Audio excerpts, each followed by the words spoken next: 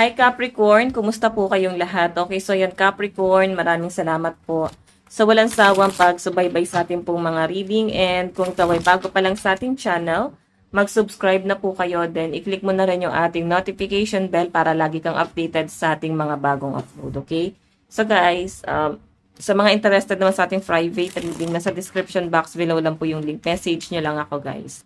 Okay, so by the way, tingnan natin ano ba yung mga possible na ganap sa inyo this week? Capricorn, Sun, Moon, Rising, and Venus sign. So by the way guys, maganda pa rin na alam yung inyong Sun, Moon, Rising, and Venus sign para sa iba pang guidance, okay? So, Capricorn, may tatalikuran ka na. Mga bagay na hindi nakakatulong sa growth mo. Itong mga nakaraan, grabe yung pag-overthink nyo, dami nyong wino-worry, ang daming mabigat, hindi ka na makausad dahil sa pag-overthink mo. So this week guys, baka kailangan umusad ka na.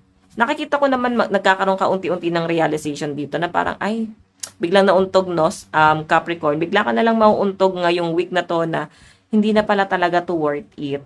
Hindi na worth it para isip-isipin pa to, hindi na worth it para problema ka pa dito sa bagay na to kasi itutuloy mo na lang yung pag-usad mo para sa sarili mo. I think sobra-sobra yung pagiging concern mo sa ibang tao, Capricorn, to the point na napapabayaan mo yung sarili mong pamilya, sarili mong problema kasi nga nakapokus ka sa problema ng iba.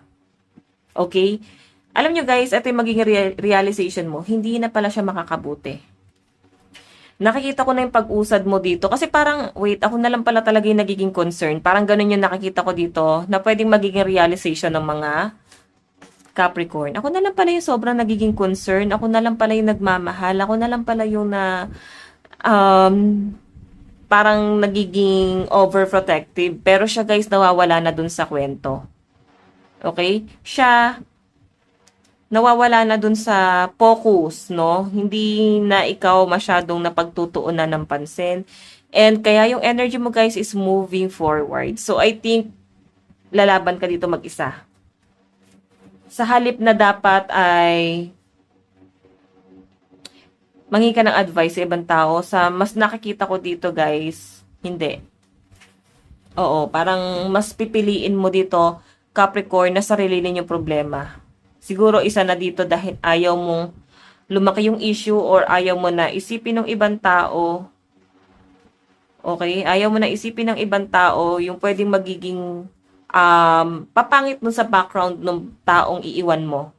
Okay? Na parang iiwan mo na lang na parang ayaw mo na lang ma-stress. Ayaw mo na lang maging big deal to. Ganun yung nasa-sense ko sa inyo, guys. Okay, so by the way,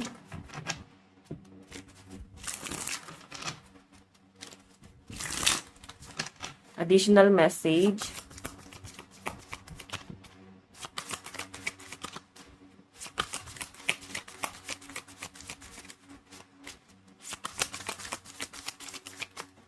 Capricorn. Grabe, lalayo ka dito na may mabigat na pasanin. Ito mo naman, King of Swords, nasira niya yung buhay mo. Akala mo nabuo ka niya. Akala mo binuo ka nitong bagay na to or nitong taong to, pero sa totoo lang guys, grabe yung damage na binigay sa inyo. Alam mo yon, yung mga akala mo noon is napapalitan ng mga pangit ngayon. Okay, so ito fans, nakikita ko yung parang may paghahabol pa rin, may reconciliation pa rin. Kumbaga guguluhin pa rin ikaw sa halip na dapat nananahimik ka na lang, sa halip na dapat hindi mo problema yung problema ng iba.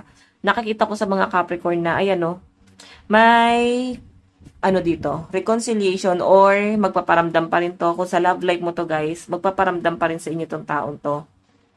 Ang dami pa rin niyang gusto sabihin. So, marirealize mo, gusto mo nang buuin yung sarili mo, pero ito na naman siya. Parang gusto naman talaga niya na hindi ka na makausad.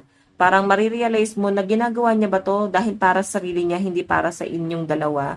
Baka para lang talaga sa sarili niya, para lang sa growth niya, para lang, di ba? Ayun. Para lang hindi siya maiwang luhaan, sugatan. Again,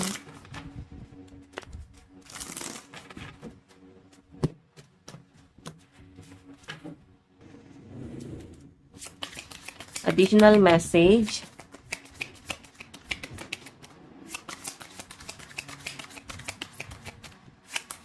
Additional message. Spirit guide. Oops. Meron tayong 7 of coins. So, ngayong week na to guys, transition na to. Kumbaga, tapos na tong eksena na to.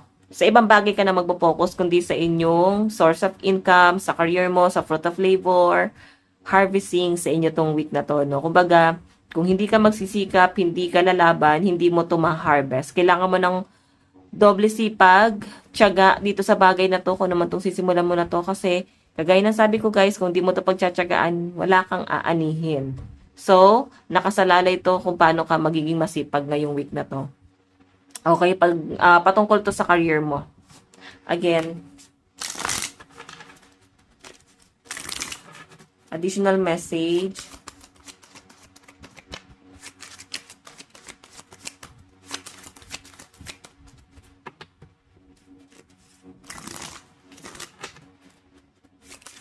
Again.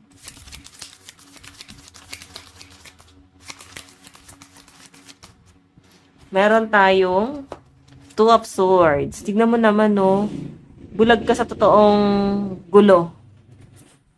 Or, pwedeng hindi ka masyado makapag-focus dito sa career mo. Kasi distracted ka eh. Nadidistract ka nitong love life mo or nadistract ka nitong taong to. Taong akala mo is peace yung ibibigay sa inyo. Pero sa totoo lang guys, gulo. Tignan mo, nagbubulag-bulagan ka dito, Capricorn.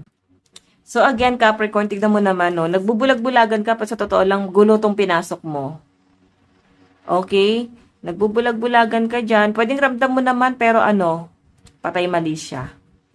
Okay? So again, 7 of coins, hindi ka masyado makapag-focus.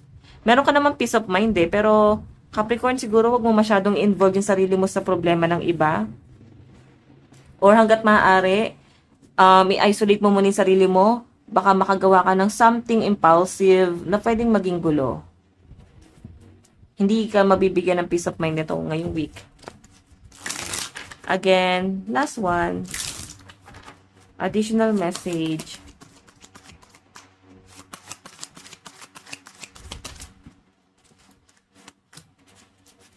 Meron tayong Queen of Cups. Pagpapatawad to eh. Okay, nabubulag ka sa katotohanan, Capricorn. Nakikita ko sa inyo na natutukso ka kasi itong taong to guys, selfish to. Itong taong involved sa buhay mo. Alam mo kung bakit selfish? Kasi ginagawa niya lang to para sa sarili niya, healing para sa sarili niya. Hindi niya iniisip na nasasaktan ka, nahihirapan ka. Hindi niya naisip na pwede kang mag-suffer dyan sa bagay na yan. Ang iniisip niya dyan, pansarili niya. Tignan mo naman, no, sa halip na palayain ka na niya, dahil lumalayo ka na kasi masyado nang magulo, anong ginagawa niya guys? Lumalapit pa rin siya sa inyo guys. Nagre-reach out pa rin, humahabol pa rin. So, walang katapusang pagpapatawad yung nakikita ko dyan, Capricorn. Okay, so again, tignan natin. Advice para sa inyo, meron tayong step up and lead. Kailangan mo ng manindigan. Kailangan mo nang tumayo sa sarili mong mga paa. Hindi mo na kailangan umasa sa taong to na nagbibigay lang guys ng matinding stress sa inyo. Okay? So, Capricorn, ito lang pong inyong reading. Maraming salamat po. God bless and love you. Bye-bye.